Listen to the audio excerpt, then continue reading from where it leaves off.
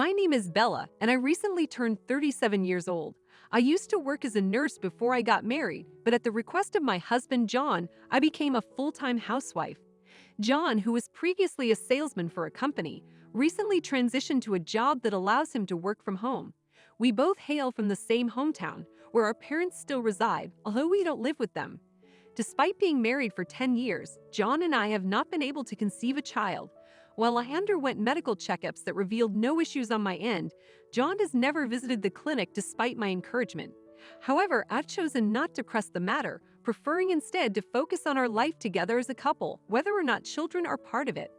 Unlike my own parents who respected our decision regarding starting a family, John's mother, Sophia, has persistently pressured me about having grandchildren. Her constant inquiries about pregnancy, coupled with criticisms of my housekeeping, have been a significant source of stress for me.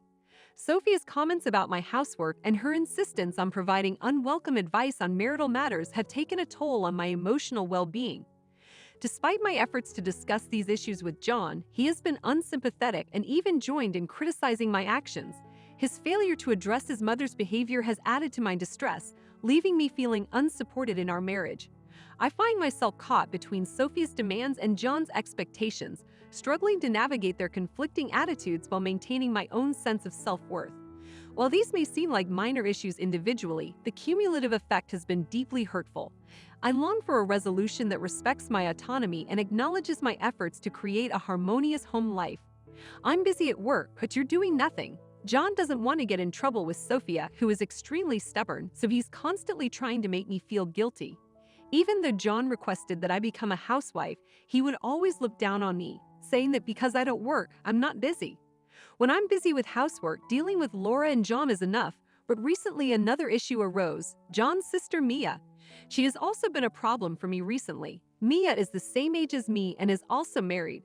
She lived within a 30-minute drive, but she apparently had a big fight with her husband, so she packed her belongings and returned to her parents' house. If that was all there was to it, I couldn't say anything else about Mia, but like Sophia, Mia would come to my house without notice and go through it as if it were her own. Unlike Sophia, she has never said anything negative to me, but she always wants whatever she finds in our house. And every time, she would ask if she could have it, which was very annoying. Hey there, Natalie. This bag is very nice. Oh, I like these heels too. If I were you, I would show them off to everyone. You have so many expensive-looking items. Why didn't you give me at least one of those? Damn, he bought them for you anyway, didn't he? No, he did not. I purchased them all with my own money a long time ago, and some from my savings after we were married. If you want them, why not buy them yourself? I don't have that much money, which is why I'm asking you to give it to me. Oh, this ring is cute. Doesn't it fit my finger perfectly? I will not ask for money, so please give me this one. Mia was looking at a ring with diamonds on it. This ring was a precious gift from my mother when I got married. My mother told me it would cost around $5,000, but the cost was irrelevant at this point. I was glad my mother thought of me and gave me this ring. So it's only natural that I couldn't give up a valuable ring that was also my treasure. When I firmly refused, Mia sulked and said, "Oh, fine." She then stormed out of the house angry. I then decided to take the ring out of the drawer and store it in the bedroom closet, just in case. This way, the next time someone looks in my dresser, they won't know where I put the ring. If I went this far, Mia would most likely give up on the ring. And one day, I went to a nearby supermarket to get ingredients for dinner. Normally, I would return home as soon as I had purchased my desired item, but I happened to run into one of my neighbors, and we talked for about 30 minutes to catch up. After that, I was able to return home without incident, but when I entered the living room, I felt strange. The furniture arrangement appeared to have changed in some way, and this was not limited to the living room. Things in the bedroom and storage room appeared to have been moved around. The first thing I thought of was John's presence. If there had been a burglary, John, who worked from home, would have noticed immediately. So he must know something. I knocked on the door to John's study, where he was working. He always tells me not to disturb him while he is working, but I had no choice because it was an emergency. When I knock, I hear John's voice through the door, saying, "What the hell? I believe some of the items in our home have been rearranged. My mother was here earlier. Can I leave now? I'm busy right now." I had a bad feeling from the moment I heard what he said. No way. I panicked and ran straight to my bedroom. Then I reached into the back of the closet. Oh no, it's gone. My mother gave me the ring, but it's gone. I unconsciously screamed. Then John entered the bedroom, probably because he heard me scream. John, my ring? It is missing. What should I do? Where has it gone? John said, oh yeah, in response to my words. About the ring. Okay, Mom took it. Mia seemed to want it, so I gave it to her. Mia was supposed to come get it herself, but she asked my mother to do it because she wanted to go to the beauty salon. John started saying this as if it were nothing to worry about. John must have known that the ring was an expensive gift from my mother, so how could he give it away without asking me? I told John exactly what I was thinking. John's face flushed bright red, and he raised his voice. What is wrong with you? Don't complain to me when I'm the one who pays and provides for you. This is not about whether you feed and provide for me or not. I'm curious why you gave the ring away without my permission. When I responded in a more forceful tone than usual, John became enraged and yelled, if you complain anymore, I'll divorce you. At that point, I had lost my patience. Why must I be treated so badly? I couldn't stay silent any longer. Fine, then let us get a divorce. I will not let you do whatever you want with me anymore. So I took out a piece of paper from a cabinet in the living room and began signing it. When I returned to the bedroom, John appeared unsure of what to do. Here are the divorce papers. These are the papers you signed and threw at me when we were arguing before. I am going to submit this now. Good for you. Now we are complete strangers to one another. John had previously made a fuss about divorce, threatening me with, I'll divorce you, during our previous argument. At the time, John brought the divorce papers, completed them, and handed them to me. The crumpled divorce papers. I couldn't throw it away, so I kept it, but I never imagined the day when I'd actually use it.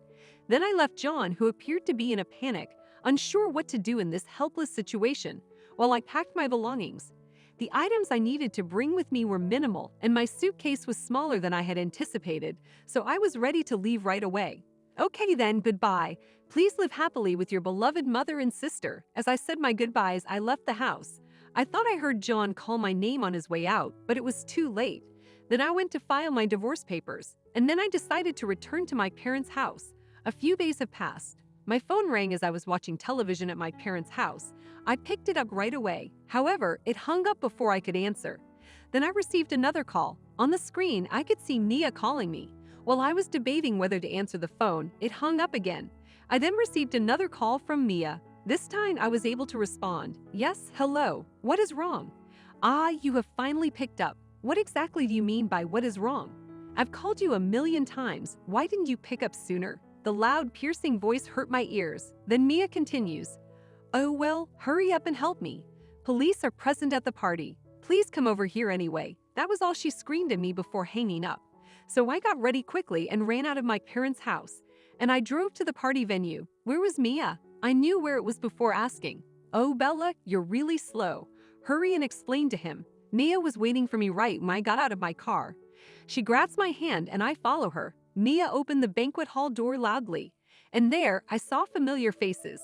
That was because they were hosting a middle school reunion at the venue. I attended middle school. Actually, Mia and I were in the same class in middle school. Of course, I was invited to today's reunion, but John did not allow me to attend at the time, so I was unable to RSVP and attend in the end. I looked at the policeman, as Mia called him, and he smiled awkwardly at me, and his name is Cub. And in order to keep Mia from escaping, he moves in front of me. He claims that I stole this ring from your house without permission. That is not what happened, correct? Bella, you gave me this, correct? Right? Mia held the ring in front of my eyes, as if she were pleading with me for help. Of course, I wouldn't play along with her. Your mother broke into my house and took this ring without my permission while I was away, and you're wearing it without my permission. I never let you wear the ring. Mia bit her lip in frustration, but it appears she will not let go of the ring. If you return it to me right now, I will not make a big deal about it. If you don't want to do that, you'll see what happens, right? Hugh took one step in the direction of Mia after I said that. Perhaps feeling intimidated by Hugh's height, Mia eventually took off the ring and handed it to me. God, you could have at least handed it to me. You are such a stingy, cheap woman. Hearing what she has said to me, it appears that Mia has not yet learned her lesson. So if that's the case, I have an idea. I took a deep breath and spoke as loudly as possible. Oh, is it what someone who took the $5,000 ring without my permission should say? Maybe. We should go talk to the cops together, after all. Oh, and your husband should be there too. Even though I'm aware that you and your husband are living apart following a major argument, I'm certain he'll fly out immediately to investigate, correct? Good for you. My voice was loud enough, and everyone in the hall was staring at us. Mia, who had attracted the attention of not only her classmates, but also those on the edge of the hall, appeared to be embarrassed by what was going on. Her face turned bright red, and her eyes were all teary. Finally, she couldn't take it any longer and said, "This is terrible," and ran out of the banquet hall while hiding her face. I hope she thinks about her behavior and attitude now. I felt bad for spoiling the reunion because everyone was having a good time before it happened. I apologized to my classmates and exited the venue. Then Hugh said to me, "I am glad you got your ring back." "Oh Hugh, I am so sorry. I'm sorry you had to help me with all of this simply because you became a police officer." Indeed, I anticipated that Mia would wear the ring to the reunion. When I notified John of my decision to file for divorce, Mia assured me she would wear the ring. Had Mia expressed any regret or hesitancy about wearing or returning the ring at the reunion, I would have spared her the embarrassment of addressing it in front of everyone. However, since I was not present at the event, I had no insight into what transpired inside.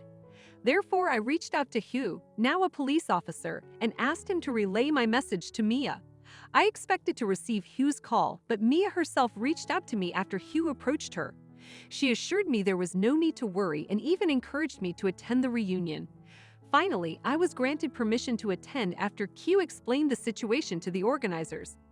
Returning to the reunion felt like a nostalgic trip to middle school, and I thoroughly enjoyed reconnecting with old friends. However, Mia's subsequent departure from our hometown left me wondering about her whereabouts. Although I assumed she had returned to her husband, it seems that was not the case. Regardless, our paths will likely never cross again. Perhaps Mia feels disappointed about no longer being able to stay at her beloved parents' house. Meanwhile, Sophia is in disbelief over Mia's sudden disappearance, the lack of communication about her whereabouts, and the impact on her son's well-being. This outcome is the result of their actions, and I can't help but feel they are reaping what they sowed. As for my ex-husband, he recently reached out, expressing a desire to reconcile. Despite his tears and pleas, I have no intention of rekindling our relationship. His inability to contribute to household chores and his evident regret only confirm my decision to move on. Reports from a mutual friend paint a picture of John struggling with exhaustion and public scrutiny, further reinforcing his remorse. While John, Mia, and Sophia may benefit from reflecting on their choices, I am content with my decision to pursue a career as a nurse. Despite the challenges I faced during the divorce and subsequent return to work, I find fulfillment in my profession. Divorce has brought me newfound happiness, and the experiences with those three individuals have taught me valuable lessons about living authentically and prioritizing personal fulfillment over others' expectations.